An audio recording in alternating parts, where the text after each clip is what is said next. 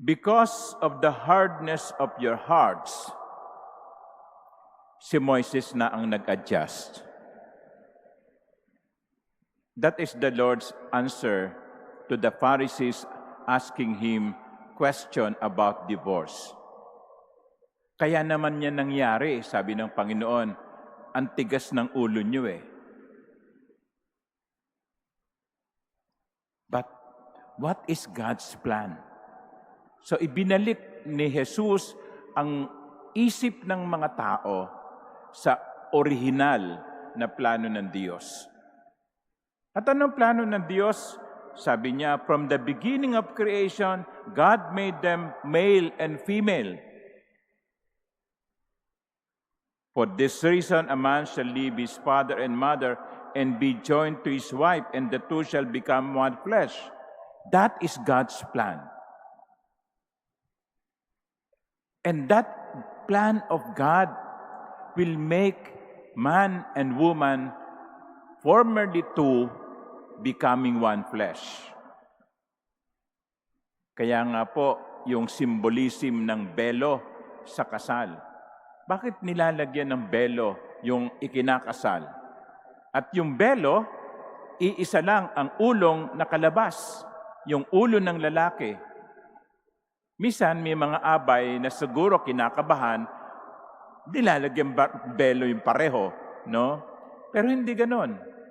Yung ulo ng lalaki, ang walang cover ng belo, ang ulo ng babae ang meron.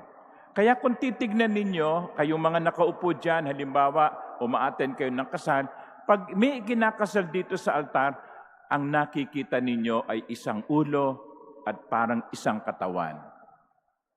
That is the symbol of veil. They are being made. The two are being made one. Kaya nga sinasabi ko sa ikinakasal, mula ngayon, ang problema ng isa, problema ninyong pareho. Ang tagumpay ng isa ay tagumpay ninyong pareho. Ang kaligayahan ng isa, kaligayahan ninyong pareho. Hindi pwedeng kanya-kanya. Kaya nga, pag pumapasok ang kasal, ang ikinakasal, nauuna ang lalaki, ang pinakahuli ay ang babae. Bakit inuuna ang lalaki? Kasi baka magbago pang isip umalis no? Biro lang yan. No? Pero paglabas nilang dalawa, matapos silang ikasal, sabay sila nalalabas. Magkahawak pa ng kamay. That is marriage. Two becoming one. And yun ang plano ng Panginoon. At tingnan ninyo, kaya nagkakaloko-loko ang buhay natin, hindi natin sinusunod ang plano ng Diyos.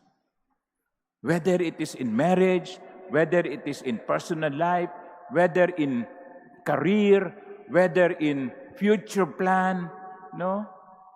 Kaya nagkakaloko-loko ang problema natin, ini-insist natin yung gusto natin at hindi kung ano yung gusto ng Diyos. When God's plan is not followed, life collapses. Nabalitaan ninyo yung tulay kahapon, no? Isang tulay sa Isabela. Ang balita ko, 600 million ang presyo and then additional 200 million to retrofit. Sa kabila noon, nag-collapse ang tulay. Sino kaya ang kumita dito? Sino ang responsable? Ano ba yan? Makakalimutan na naman yan pagkatapos ng ilang linggo. At tuloy tayo sa ating buhay. Tingnan nyo, kapag hindi sinunod ang plano, gumuguho ang itinatayo. Ganon din sa buhay natin. Pag hindi natin sinunod ang plano ng Diyos, guguho ang buhay natin. So, with the hardness of heart, Jesus mentioned, what is the pangontra, antidote? Another H. Hardness, humility. humility. Kapag ang mag-asawa parehong mataas ang ego, hindi magkakasundo. Dapat ang mag-asawa ay parehong marunong magpakababa. Kapag ang pinairal natin ay ang ating gusto, ang ating yabang, ay talagang walang relasyong magtatagal. So, the antidote to hardness of heart is humility of heart. Amen.